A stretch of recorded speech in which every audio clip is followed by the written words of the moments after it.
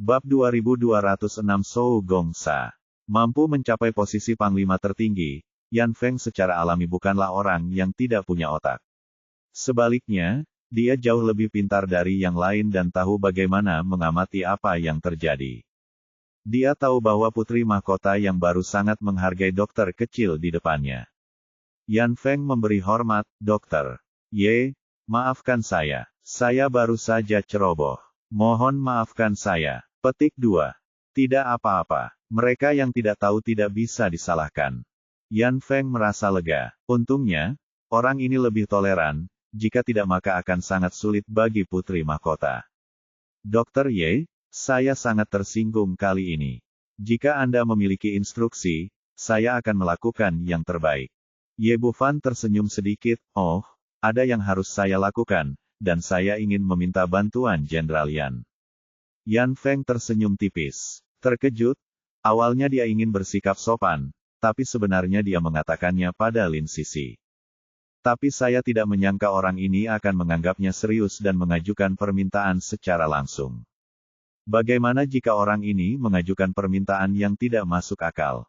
Tapi tidak mungkin, kata-katanya telah diucapkan, dan dia tidak bisa menarik kembali kata-katanya saat itu juga. Dokter Ye, jika ada yang perlu Anda lakukan, tanyakan saja.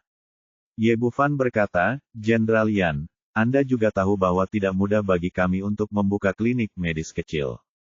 Pagi ini, para gangster datang ke tempat saya untuk memeras, dan mereka masih menjaga pintu.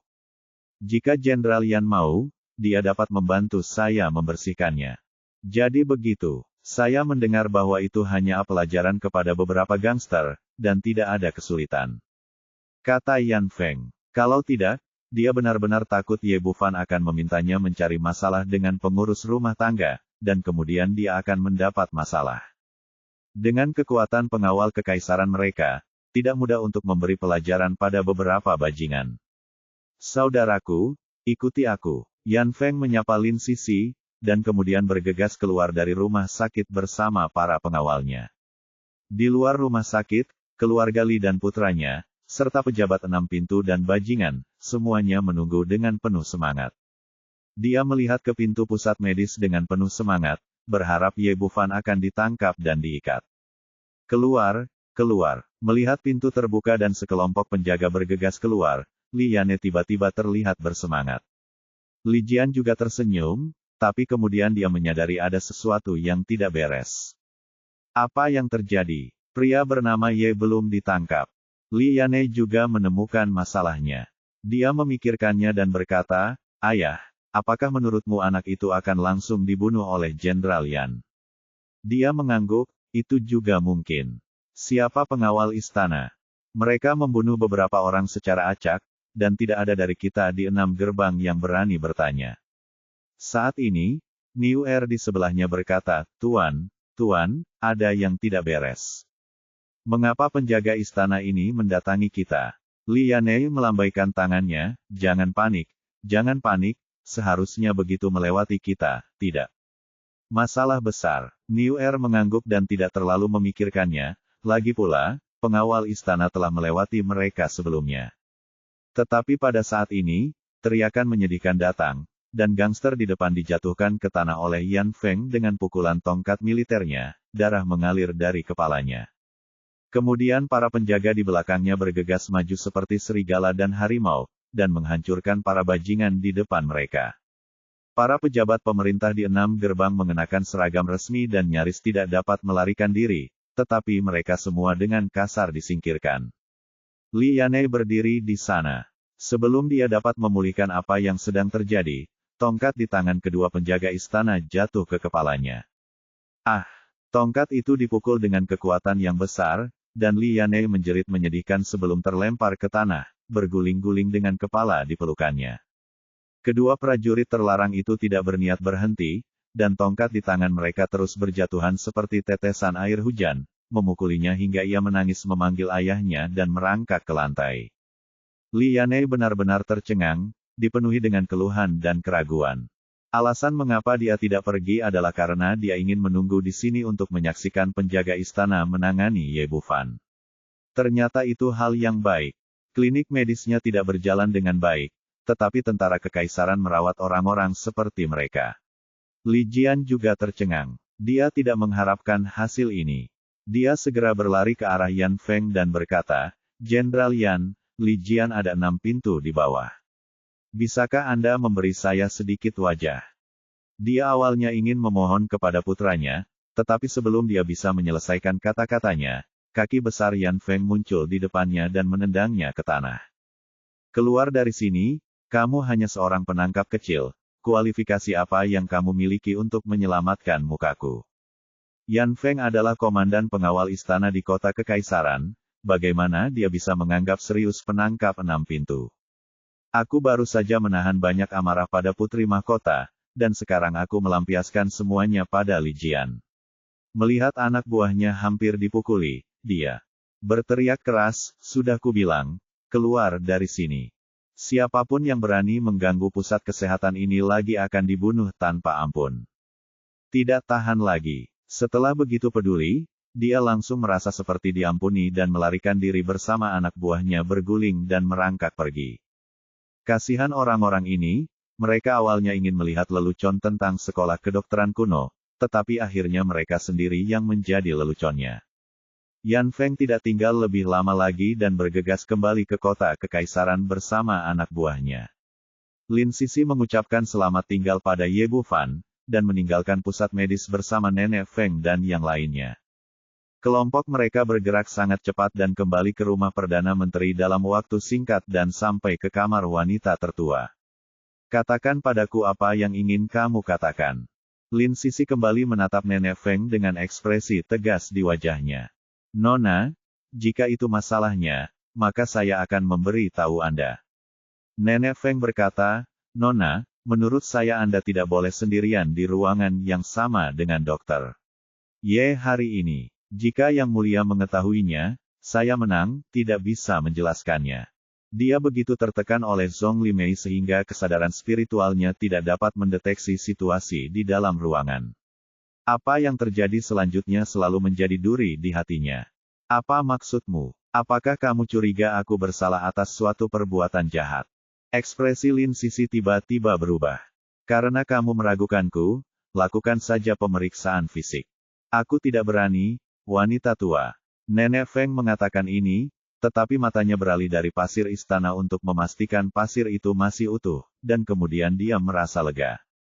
Bagaimanapun, dia adalah anggota keluarga kerajaan. Jika sang putri kehilangan keperawanannya di klinik medis kuno hari ini, dia akan bersalah atas kejahatan yang tidak bisa dimaafkan. Sekarang sepertinya tidak terjadi apa-apa, dan saya segera merasa lebih nyaman. Namun Lin Sisi masih marah dan suaranya tegas. "Saya mengidap penyakit tersembunyi, jadi saya ingin dokter Ye memeriksanya sendiri. Apakah saya harus mendapatkan persetujuan Anda? Saya akan pergi ke istana sekarang dan bertanya kepada pangeran apakah Anda di sini untuk melindungi saya atau untuk mengawasi saya." Petik 2. "Nona, harap tenang. Wanita tua itu hanya mengkhawatirkan keselamatan wanita muda itu. Bagaimana dia berani memata-matai Anda?" Nenek Feng berkata dengan cepat, "Sebenarnya, klinik medis itu tidak sederhana. Pelayan tua yang apakah tukang itu berada di tahap tengah alam gua void dan lebih baik dari wanita tua itu. Itu harus tingkat yang lebih tinggi." Dan kemudian dia tiba-tiba mengambil tindakan dan menggunakan kesadaran spiritualnya untuk memblokir deteksi spiritual saya, jadi saya begitu khawatir. Lin Sisi mendengus, amarahnya sedikit mereda, dan dia duduk kembali. Namun diam-diam ia terkejut. Pantas saja Ye Bufan berani mengunjungi istana pelindungnya di malam hari. Ternyata para pelayannya memiliki budidaya yang begitu maju. Dokter Ye adalah dokter ajaib di dunia. Keterampilan medisnya tidak ada bandingannya. Dia secara alami memiliki metode rahasianya sendiri. Wajar jika dia tidak ingin terlihat oleh Anda saat dia merawat. Selain itu, para ahli juga punya kebanggaan menjadi seorang ahli. Anda selalu mengawasinya ketika dia mengobati penyakit. Itu dianggap apa yang terjadi. Ya, saya tahu saya salah. Saya tidak akan pernah membicarakan masalah ini lagi. Harap tenang, bahwa apa yang dikatakan Lin Sisi sangat masuk akal, dan dia pasti paranoid. Selain itu, Ada begitu banyak wanita di sekitar Ye Bufan, semuanya sangat cantik, jadi dia tidak boleh memikirkan hal yang tidak semestinya tentang putri mahkota. Yang penting pasir penjaganya masih ada, jadi saya tidak bertanggung jawab. Baiklah, biarkan masalah ini selesai, saya akan membiarkan masa lalu berlalu. Lin Sisi berkata, bersiaplah, ayo pergi ke istana sekarang. Bab 2207 Apakah ada orang yang lebih dirugikan dariku? Di klinik medis kuno, semuanya kembali normal setelah mengirim Lin Sisi pergi. Yang berbeda dari sebelumnya adalah tidak ada yang berani mengambil risiko di sini. Bahkan orang-orang yang menyaksikan kemeriahan itu menjauh dan tidak berani mendekat. Apakah kamu bercanda? Nasib para gangster tadi ada di sana. Bahkan orang-orang di 6 gerbang dipukuli seperti anjing oleh para penjaga. Sekarang bahkan orang bodoh pun tahu bahwa klinik medis kuno pasti memiliki latar belakang dan tidak dapat diprovokasi dalam keadaan apapun. Ada lebih sedikit orang yang datang untuk menonton kesenangan itu, tetapi ada cukup banyak orang yang datang untuk perawatan medis. Energi Zhang Xiaoyu perlahan mulai bekerja, dan di bawah dorongannya, pria dan wanita muda kaya datang ke sini satu demi satu untuk perawatan medis. Suasana hati Ye Bufan sedang tidak baik. Setelah seharian berobat, pada dasarnya dia mengidap penyakit pria. Jika ini terus berlanjut, dia pasti ingin beralih ke dokter andrologi. Di malam hari, klinik medis kuno baru saja tutup, dan Zhang Xiaoyu muncul di depan pintu dengan semangat tinggi. Orang ini kembali tidur seharian penuh. Ditambah dengan efek pil Jiuyang, konsumsinya tadi malam tidak ada apa-apanya. Setelah memasuki pintu, dia terkekeh dan berkata, "Saudaraku, apa kabar? Apakah semua temanku ada di sini?" "Ya, saya tertarik." Petik 2. Ye Bufan mengangguk. "Oke, tidak apa-apa. Tidak ada gunanya melakukan hal kecil untuk kakak tertuamu." Zhang Xiaoyu melangkah maju sambil tersenyum dan berkata, "Saudaraku, apakah kamu baik-baik saja malam ini? Bagaimana kalau kita, saudara, pergi bermain?" Sejak dia muncul, Nalan Yujia telah memperhatikan tempat ini. Ketika dia mendengar kata-katanya, dia langsung berdiri dan bertanya dengan tatapan sinis, "Di mana kita akan bermain?" "Rumah bordil."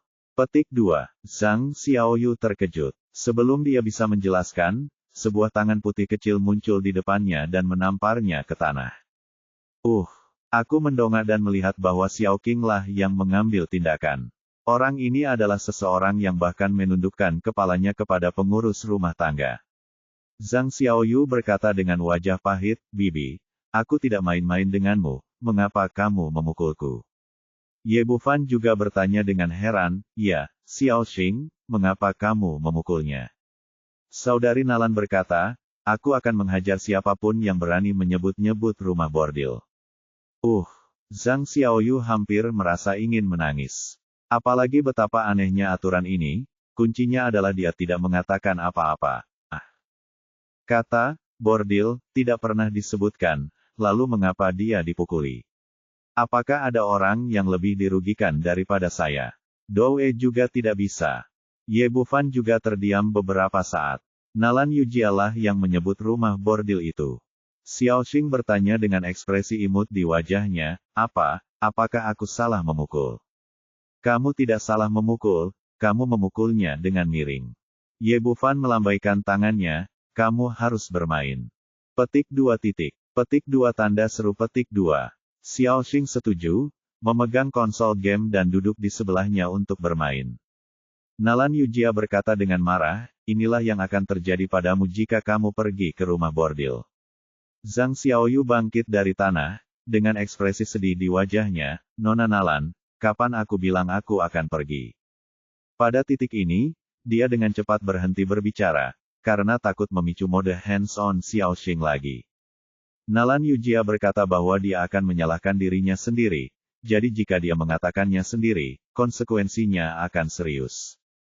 Dia menyesuaikan kata-katanya dan berkata, Nona, saya tidak mengatakan saya ingin pergi ke tempat seperti itu sama sekali. Nalan Yujia berkata, kamu bilang kamu ingin keluar untuk bersenang-senang, kemana lagi kalian pria bau pergi? Nona, saya tidak mengatakan Anda ingin keluar untuk bersenang-senang.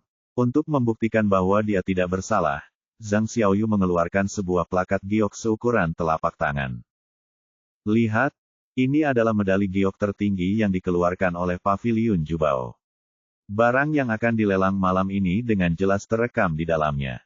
Benda ini adalah sepotong batu giok lemak kambing berkualitas tinggi, dengan beberapa gambar disimpan di dalamnya melalui formasi metode. Saat Zhang Xiaoyu membalik halaman, gambar demi gambar muncul di tablet batu giok. Melihat bahwa itu memang lelang, Nalan Yujia berhenti bicara, mengerutkan bibir dan duduk kembali. Ye Bufan tidak peduli pada awalnya, tetapi ketika matanya menyentuh gambar di plakat giok, ekspresinya segera berubah. Bawakan benda ini kepadaku. Oh, Zhang Xiaoyu setuju dan menyerahkan plakat giok di tangannya. Ye Bufan mengambilnya dan melihatnya 2 kali, dan akhirnya matanya tertuju pada sebuah batu. Ini adalah batu seukuran bola basket. Warnanya putih susu dan bahkan sedikit transparan. Ada sederet kata kecil yang ditandai di bawah, varian batu api, harga mulai dari 100 batu spiritual bermutu tinggi. Setelah memperoleh warisan dari Dewa Senjata Kunlun, dia secara alami mengetahui apa itu batu api.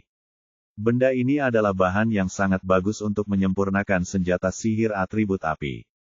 Hanya saja seluruh badannya berwarna merah tua, dan warnanya sama sekali tidak cocok dengan yang ada di depan saya. Diperkirakan penanggung jawab identifikasi benar-benar tidak bisa mengidentifikasi apa itu, sehingga diklasifikasikan sebagai varian batu api. Jika dia tidak mendapatkan ramuan 100 binatang secara tidak sengaja, dia tidak akan yakin apa yang ada di depannya, tapi sekarang dia sangat gembira.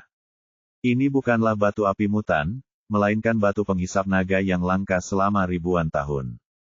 Menurut legenda, naga adalah makhluk yang sangat kuat yang menghabiskan sebagian besar waktunya untuk tidur. Dan ketika sedang tidur, ia harus terus bernapas masuk dan keluar. Seiring berjalannya waktu, batu di seberangnya akan menyerap sedikit energi naga, dan akhirnya berevolusi menjadi batu penghisap naga. Apapun yang ada hubungannya dengan naga pasti merupakan harta karun, tidak terkecuali batu penyerap naga ini. Selama energi naga di dalamnya dapat diekstraksi dan disempurnakan menjadi pil nafas naga, itu dapat membantu monster naik level dan garis keturunan. Misalnya, Xiao Qing sekarang menjadi monster tingkat 8.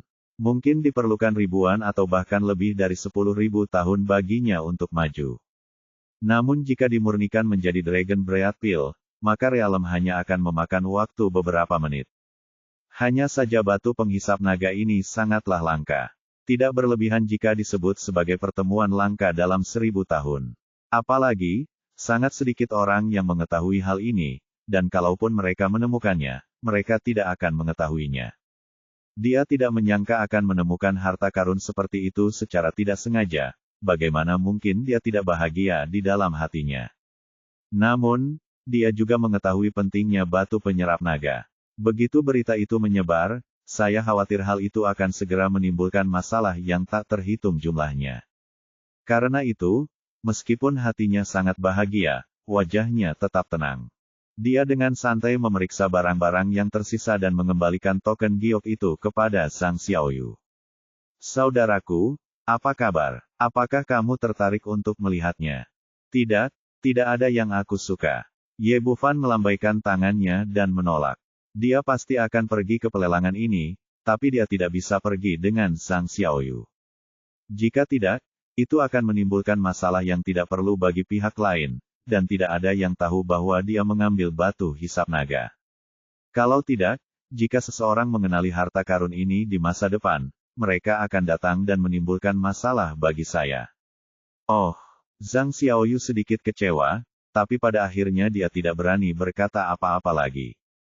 Jika ajakannya terlalu antusias dan menimbulkan kecurigaan Nalan Yujia, dia mungkin harus menyalahkan dirinya sendiri lagi. Ngomong-ngomong, ikut aku dan biarkan aku melihat bagaimana tubuhmu pulih. Kata Ye Bufan dan berjalan ke ruangan sunyi di sebelahnya.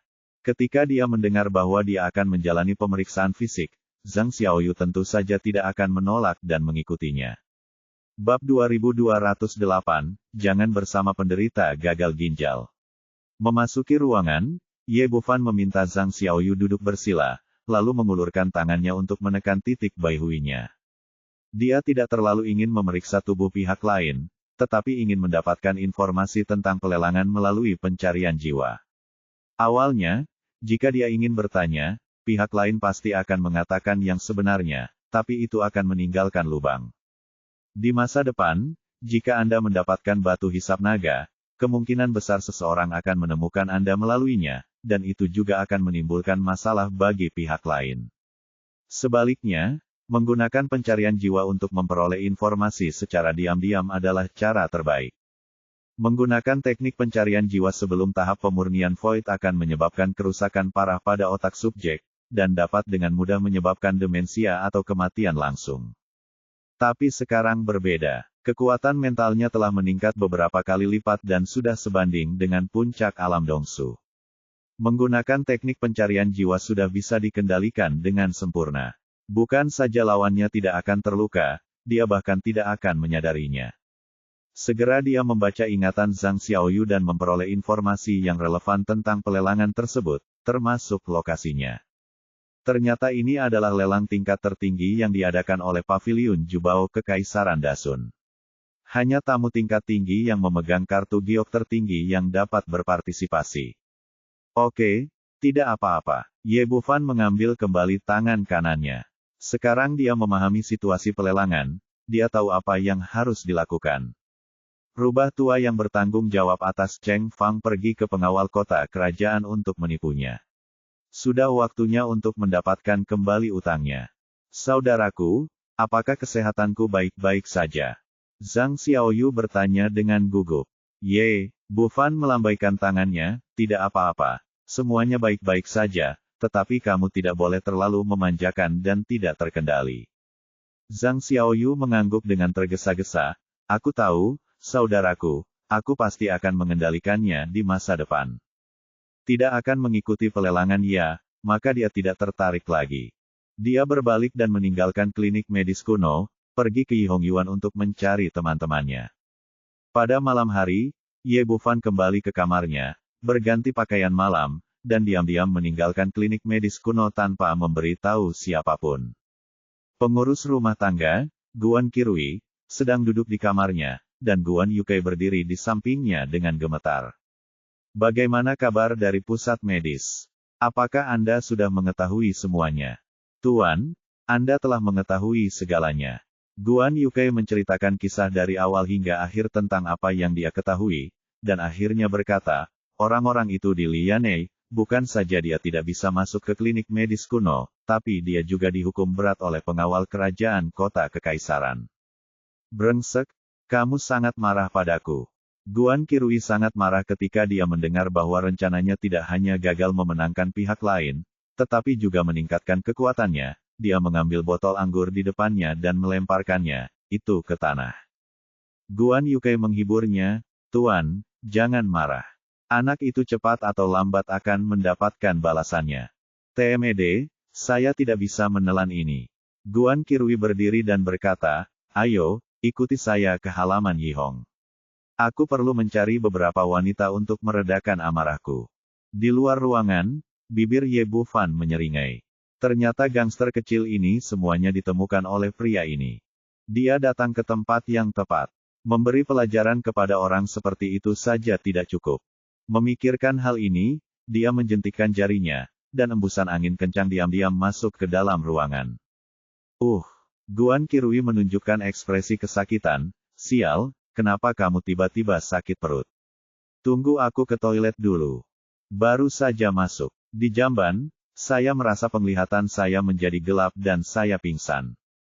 Ye Bufan lah yang melakukannya. Dia melumpuhkan Guan Qirui dan membawanya ke istana Raja Naga. Dia menggunakan teknik pencarian jiwa lagi dan membaca ingatan lawan, memastikan bahwa orang ini memang memenuhi syarat untuk berpartisipasi dalam lelang paviliun Jubili Harta Karun. Dia mengenakan pakaiannya pada dirinya sendiri, lalu mengulurkan tangan dan melepas cincin penyimpanan. Hanya tersisa lusinan batu spiritual bermutu tinggi di dalamnya.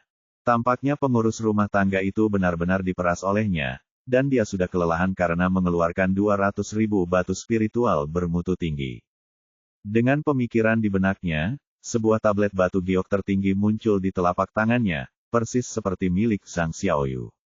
Dengan benda ini, dia bisa pergi ke pelelangan. Ye Bufan mengubah penampilannya lagi. Sekarang meskipun dia berdiri di depan Guan Chengfang, dia tidak tahu bahwa putranya palsu. Kembali keluar, dia berjalan kembali ke kamarnya dan melambai ke Guan Yukai, bawalah beberapa orang bersamamu dan kami akan pergi ke pelelangan. Lelang, Tuan, bukankah kamu bilang kamu akan pergi ke halaman Yihong?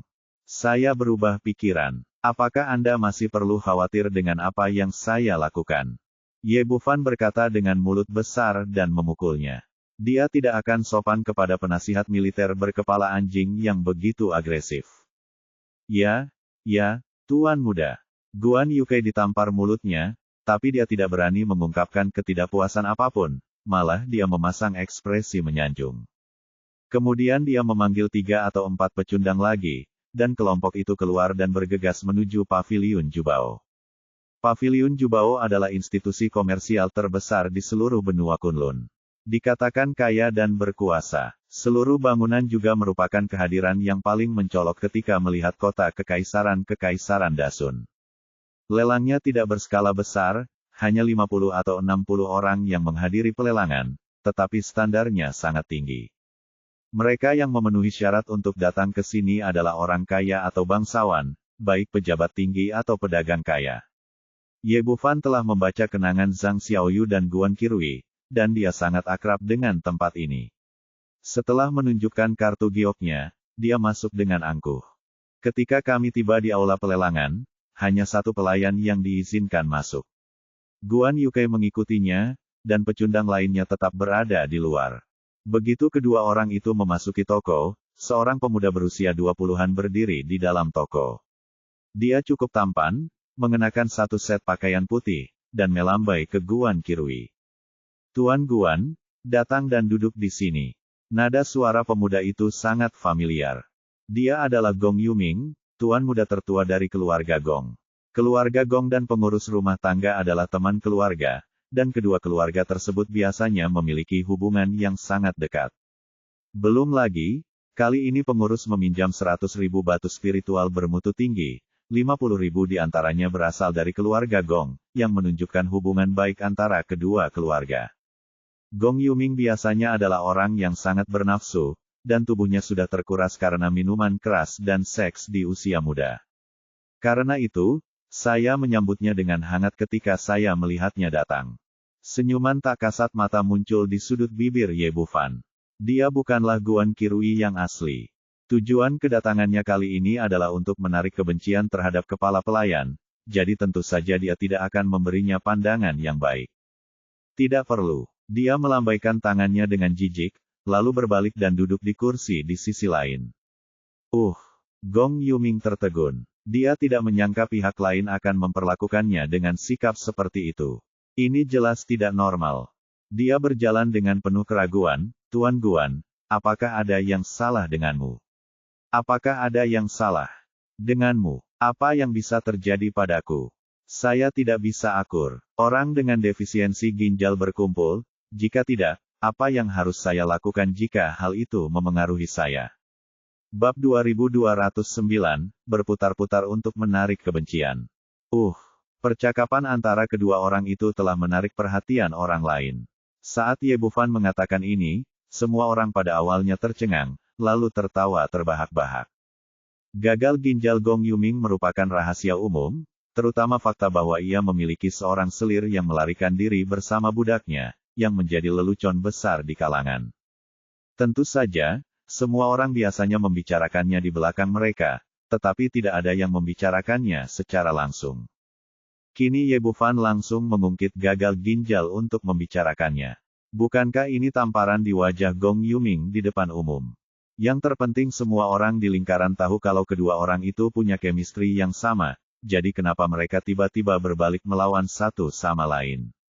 Kamu, Guan Qirui, apakah kamu gila? Pipi Gong Yuming bengkak dan merah karena marah. Ye Bufan mengerutkan bibirnya dan berkata, kenapa aku gila? Aku hanya mengatakan yang sebenarnya. Apa yang gila darimu? Kamu. Gong Yuming sangat marah hingga seluruh tubuhnya gemetar dan tidak bisa bahkan tidak berbicara. Melihat situasinya tidak baik, Guan Yukai buru-buru berdiri untuk merapikan keadaan. Tuan Gong, maaf, Tuan muda kita minum anggur ketika dia datang ke sini, beberapa di antaranya terlalu banyak. Jangan diminum, secara pribadi. Tapi sebelum dia bisa setelah dia selesai berbicara, hanya ada suara yang tajam, dan mulut Ye Bufan menamparkan wajahnya lagi. Anjing budak, sejak kapan kamu punya hak untuk berbicara di sini? Guan Yukai berdiri karena hubungan baik antara keluarga Gong dan pengurus rumah tangga, dan takut mempengaruhi hubungan antara kedua keluarga. Keluarlah dan selesaikan semuanya. Tapi dia tidak menyangka akan ditampar mulutnya lagi. Tiba-tiba dia diliputi keluhan, tapi dia tidak berani mengeluarkan kentut lagi. Semua orang memandang Ye Bufan dengan mata yang sangat terkejut. Meskipun kepala pelayan muda itu biasanya seorang playboy, dia jelas tidak seperti ini di depan semua orang. Apa yang terjadi hari ini? Angin jahat macam apa yang kamu isap? Pada saat ini, terdengar suara langkah kaki di pintu toko, dan seorang pria muda yang gagah masuk. Tuan muda Yuan ada di sini. Halo, Tuan muda Yuan. Tidak ada alasan lain selain karena ayahnya adalah Yuan Dahua, Menteri Kementerian Perang, yang merupakan tokoh berkuasa kelas 1 di antara para pangeran di kota kekaisaran. Seperti kata pepatah, ayah setara dengan anak laki-laki, dan dengan ayah yang begitu hebat, Yuan Qihang akan dipandang rendah kemanapun dia pergi. Misalnya, saat ini, para pemuda dan pemudi kaya di toko itu berdiri dan memberi hormat, semuanya dengan ekspresi tersanjung di wajah mereka. Bagaimanapun, kekuatan selalu dihormati. Meski punya uang, status Anda tetap tak tertandingi. Yuan Qihang memiliki sedikit kebanggaan di wajahnya dan mengangguk kepada semua orang, tapi dia melihat Ye Bufan di sebelahnya. Di masa lalu, Guan Qirui akan bergegas untuk menyapanya saat ini, tetapi hari ini dia bahkan tidak melihatnya, terlihat sangat menyendiri. Meskipun pengurus rumah tangganya berasal dari keluarga terkenal, dia masih sedikit lebih rendah dibandingkan dengan keluarga Yuan, yang membuatnya merasa sedikit tidak bahagia dan dia tidak bisa menahan cemberut. Tuan Guan, sedang sibuk apa? Pernahkah Anda melihat saya? Meskipun Gong Yuming pernah marah sebelumnya, tetapi mengingat hubungan antara kedua keluarga, dia tetap melangkah maju dan berkata, Tuan Yuan ada di sini, tolong beri salam. Cepat, setelah keributan seperti itu, mata semua orang terfokus pada Ye Bufan. Tapi dia mengerutkan bibirnya dengan acuh tak acuh dan menatap Yuan Qihang dengan mengejek, sudah kubilang jangan berbicara dengan orang yang menderita kekurangan ginjal. Mata semua orang di sekitarnya melebar dalam sekejap, dan mereka tidak percaya telinga mereka. Saya memberitahu Gong Yuming sebelumnya bahwa karena hubungan dekat antara kedua keluarga, saya hanya mengatakannya dan tidak akan ada konsekuensi yang serius. Namun pria di depannya adalah putra Menteri Perang. Pelanggaran publik seperti itu pasti akan membuat marah pihak lain. Biar ku beritahu, apakah orang ini mabuk terlalu banyak, atau dia benar-benar gila. Dia berani mengatakan apapun. Menurutku orang ini gila. Dia berani berbicara dengan Tuan Yuan seperti ini. Ini sangat lucu bagiku. Orang ini mengira semua orang menderita kekurangan ginjal. Orang-orang di sekitarnya memasang ekspresi aneh dan berbisik satu sama lain, sementara wajah tua Yuan Qihang langsung berubah warna menjadi hati babi. Dia memandang Guan Qirui dengan ekspresi dingin, apa yang baru saja kamu katakan? Saya mengatakan apa yang terjadi dengan kekurangan ginjal Anda. Apakah saya mengatakan sesuatu yang salah? Ye Bufan awalnya membawa kebencian pada pengurus rumah tangga, bagaimana dia bisa melewatkannya kesempatan ini, apalagi Anda tidak akan sopan sama sekali. Setahuku, kamu sekarang punya 7 istri. Apakah salah satunya hamil? Apakah salah satu dari mereka mengandung anakmu? Setelah bertahun-tahun, kamu bahkan tidak bisa meninggalkan keturunan, kamu pikir kamu percaya? Aku akan membunuhmu. Semua orang di toko benar-benar tercengang. Mata Gong Yuming melebar, dan bola matanya hampir keluar dari rongganya. Tidak ada yang menyangka Ye Bufan akan bertindak terlalu jauh dengan perkataannya. Seperti kata pepatah, pukul seseorang tanpa menamparkan wajahnya, dan tegur seseorang tanpa membeberkan kekurangannya di wajahnya. Dia menekan wajah Tuan Muda Yuan ke tanah dan menggosoknya dengan keras. Guan, Apakah kamu mencari kematian? Meskipun Yuan Hang sedikit licik, dia tidak tahan dengan rangsangan tersebut. Tuan Muda Yuan, mohon jangan impulsif. Ini adalah paviliun Jubao. Tuan Muda di dekatnya melangkah maju untuk menghentikan Yuan Qihang. Bagaimanapun, ini adalah wilayah paviliun Jubao malu jika terjadi perkelahian yang bagus. Penjaga pelelangan sedang berdiri. Sulit bagi mereka untuk mengatakan apapun ketika para tuan muda ini berdebat sebelumnya. Tetapi jika mereka benar-benar ingin mengambil tindakan, mereka pasti akan melangkah maju untuk menghentikan mereka. Yuan Qihang sedikit tenang dan tahu bahwa dia tidak bisa kehilangan ketenangannya saat ini. Jika tidak, itu hanya akan lebih memalukan.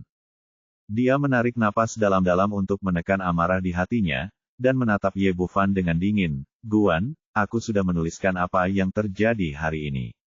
Aku ingat, siapa yang kamu coba takuti. Apakah kamu takut padaku sebagai tuan muda? Ye Bufan duduk di kursinya dengan kaki bersilang, dengan ekspresi acuh tak acuh di wajahnya. Apakah kamu benar-benar mengira ayahmu adalah ayahmu? Seorang menteri di Kementerian Perang. Apakah ini benar-benar masalah besar? Apakah kami akan takut padamu jika kamu adalah kemarilah? Jika tuan muda ini takut padamu, aku akan memotong diriku sendiri dan menjadi Kasim di istana. Gong Yuming sudah tercengang. Dia dan Guan Qirui begitu akrab satu sama lain sehingga mereka merasa seperti mereka berbeda, sama sekali bukan itu yang kuingat. Jika dia tidak memastikan berulang kali bahwa ini adalah kepala pelayan muda, dia akan merasa telah melihat orang yang salah. Melihat orang ini tidak menyelamatkan mukanya, paru-paru Yuan Qihang hampir meledak karena amarah. Pada saat ini, terdengar lagi suara langkah kaki yang kacau di depan pintu, dan kemudian seseorang berteriak, Putri Laiyang ada di sini. Ketika mereka mendengar kata-kata Putri Laiyang, semua orang yang hadir mengubah ekspresi mereka sangat tua, tetapi statusnya sangat tinggi.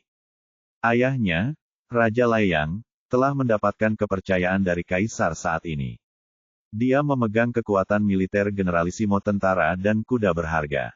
Oleh karena itu, meskipun Putri Laiyang, Dugu Hong, terlihat sangat jelek, dia selalu tersanjung kemanapun dia pergi, dan tidak ada yang berani menyinggung perasaannya. Begitu dia selesai berbicara, seorang wanita muda berusia 20-an masuk. Ye Bufan meliriknya dan ekspresinya tiba-tiba berubah. Di masa lalu, putri-putri yang saya lihat di film dan serial TV semuanya sangat cantik, tetapi pria di depan saya ini adalah antonim. Ia memiliki tubuh pendek seperti melon, wajah bulat besar, dan sepasang mata kecil yang hanya tersisa satu celah.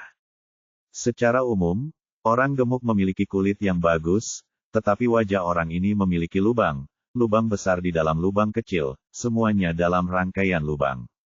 Tidak berlebihan jika dikatakan bahwa wanita ini benar-benar menyegarkan kembali pemahamannya tentang keburukan. Ini benar-benar membuatnya tidak bisa mengerti. Secara umum, selama dia mengucapkan kata, pangeran, dia pada akhirnya akan menikahi wanita cantik. Mungkinkah dia mengikuti ayahnya? Bab 2210 Apakah kamu buta? Saat Ye Bufan dipenuhi dengan emosi, orang lain melangkah maju untuk menyapa satu demi satu, dan untuk sementara, suara sanjungan terdengar di mana-mana. Oh, Yang Mulia, Anda menjadi semakin cantik setelah saya tidak melihat Anda selama beberapa hari. Yang Mulia, bagaimana cara Anda merawat kulit Anda? Bisakah Anda mengajari saya? Biarkan selir saya yang mengambil jaga diri mereka sendiri ketika Anda kembali, saya akan puas selama saya bisa 1/10 secantik Anda. Yang Mulia, sosok Anda menjadi semakin baik, dan mata besar ini semakin besar dan besar, lebih cantik. Setiap orang adalah orang-orang yang tinggal di lingkaran yang sama mengetahui emosi satu sama lain dengan sangat baik. Meskipun Putri Laiyang jelek, dia paling suka jika orang lain memuji kecantikannya. Justru karena itulah ketika semua orang berusaha menyenangkannya, mereka saling memuji kecantikannya tanpa mengatakan apapun. Dugu Hong memiliki senyum bangga di wajahnya. Sebagai putri pangeran, dia tidak memiliki banyak tujuan. Yang paling dia sukai adalah perasaan yang dia rasakan sekarang, tersanjung oleh banyak orang. Saat dia mengangguk satu demi satu, sebuah suara tiba-tiba terdengar. Aku bertanya padamu, apakah kamu buta? Apakah ini baik-baik saja? Berdiri di sini dengan mata terbuka dan berbohong, tidakkah hati nuranimu akan sakit? Suara-suara menyanjung yang hadir tiba-tiba berhenti, padahal aku tidak berharap seseorang akan mengucapkan kata-kata mengecewakan seperti itu saat ini. Melihat ke belakang, saya melihat tuan muda tertua dari pengurus rumah tangga telah berdiri di belakang semua orang, memandang mereka seolah-olah mereka bodoh. Semua orang tidak bisa mempercayai mata mereka. Tidak apa-apa bagi orang ini untuk mengejek Gong Yuming, tapi tidak dibenarkan untuk menyerang Yuan Qihang. Tapi siapa orang di depanku ini? Ini adalah putri pangeran, putri saat ini, apakah boleh mengejeknya di depan umum seperti ini? Bukankah pengurus rumah tangga mereka ingin nongkrong di kota kekaisaran Dasun Empire? Gong Yuming juga tidak menyangka bahwa dia akan memiliki keberanian seperti itu, dan dengan cepat berteriak, Guan Qirui, apa yang kamu lakukan? Apakah kamu gila? Guan Yukai sangat ketakutan hingga kakinya gemetar, dan dia mengikuti di belakang dan menariknya sudut bajunya, Tuan muda, itu Putri Layang. Keluar dari sini, aku bisa melakukan apapun yang aku mau, dan aku tidak perlu kamu memberitahuku apa yang harus kulakukan. Ye Bufan tentu saja tidak menghargainya. Dia menendang Guan Yukai ke tanah dengan kakinya, lalu mengangkat pohon ke jari tengah Gong Yuming. Ada keheningan di toko untuk beberapa saat. Semua orang ingin melihat berapa lama kepala pelayan muda itu akan bertahan dan bagaimana itu akan berakhir. Gong Yuming mendengus dingin dan berbalik. Ketika masalahnya mencapai titik ini, dia tidak bisa mengendalikannya lagi, dan dia tidak mau peduli lagi. Du Guhong menjadi sangat marah dan menatapnya dan berkata, Guan Qirui, apa maksudmu dengan apa yang baru saja kamu katakan? Berbicara tentangmu ketika kamu terlihat seperti ini. Cantik, seberapa tebal kulitmu? Setiap kata yang diucapkan Ye Bufan seperti jarum baja, terus-menerus merangsang saraf semua orang yang hadir. Saat dia berbicara, dia berjalan ke depan dan langsung mendatangi Putri Layang, mengangkat tangannya untuk menunjuk ke wajah jelek itu. Lihat semuanya, seperti apa wajah ini. Hanya ada celah tersisa untuk mata ini. Ini karena kulitnya tidak cocok. Kulitnya sudah lama mati. Dengan mata kecil ini, kamu bahkan tidak bisa lihat mata yang buruk.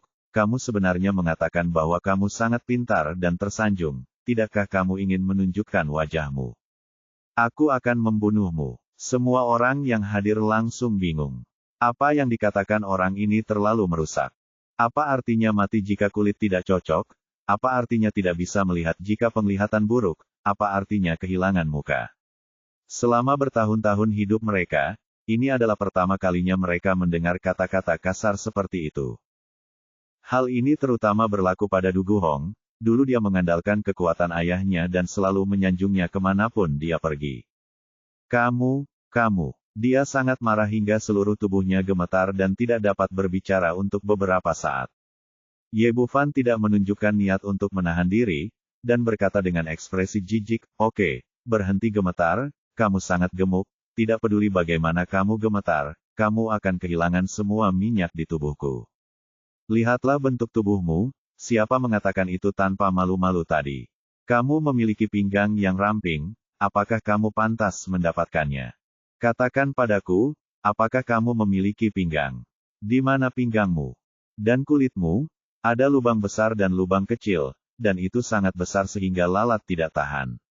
Kamu bahkan mengatakan bahwa kulitmu bagus, itu benar-benar menyilaukan. Ye Bufan mengucapkan kalimat demi kalimat, dan semua orang yang hadir benar-benar tercengang. Mereka tidak pernah mengira bahwa bahasa seseorang bisa begitu kasar dan kasar. Hal ini hanya merusak pandangan masyarakat terhadap kehidupan. Aku akan membunuhmu, ayo, bunuh dia. Pada saat ini, Putri Layang sadar dan benar-benar mengamuk mulia seperti sebelumnya. Dia memamerkan gigi dan cakarnya, dan menerkamnya seperti tikus. Melihat ini, orang lain buru-buru melangkah maju untuk menghentikan mereka. Bagaimanapun, kita semua adalah orang-orang yang berstatus.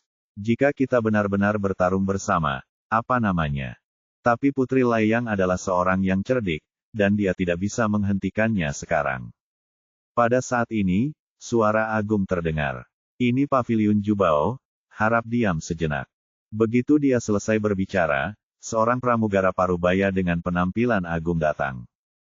Meskipun orang-orang yang hadir adalah orang kaya atau bangsawan, dia mewakili paviliun Jubao dan bukan milik kerajaan manapun, jadi tentu saja dia tidak akan menganggap serius orang-orang di depannya ini. Awalnya, anak-anak kaya ini berkomunikasi satu sama lain sebelum setiap lelang, tapi itu tidak mempengaruhi apapun, jadi tidak ada yang melangkah maju untuk menghentikan mereka. Tapi sekarang pertarungan akan dimulai. Bagaimana kita bisa mengadakan lelang jika ini terus berlanjut? Jangan lupa di mana ini. Ini paviliun Jubao. Jika Anda memiliki keluhan, Anda dapat menyelesaikannya di luar, tetapi Anda tidak boleh membuat masalah di sini. Jika tidak, jangan salahkan saya karena bersikap kasar. Harus dikatakan bahwa manajer parubaya begitu kata-kata ini masih sangat kuat. Jika ada yang diusir dari sini, tidak akan ada wajah yang tersisa. Yang mulia, mohon tenang. Kami akan menyelesaikan masalah dengannya setelah pelelangan. Yuan Qihanglah yang berbicara. Kebencian antara dia dan Ye Bufan belum berlalu, dan kebencian di hatinya terasa gatal. Dengan langkah mundur seperti itu, Du Guhong meminjam kaki keledai itu dan berhenti membuat masalah. Matanya yang menatap Ye Bufan penuh dengan kebencian. Ye Bufan tidak peduli dan merentangkan tangannya, menunjukkan ekspresi yang sepenuhnya polos. Tuan Stewart, seperti yang Anda lihat, saya adalah orang yang beradab. Kata-kata atau tindakan seorang pria tidak ada hubungannya dengan saya. Semua orang mengutuk dalam hati karena tidak tahu malu.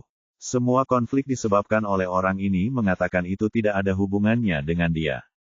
Oke, karena semua orang ada di sini, kami berharap untuk mematuhi aturan paviliun Jubao. Setelah pramugara selesai berbicara, dia melambai ke meja lelang. Oke, pelelangan akan dimulai sekarang.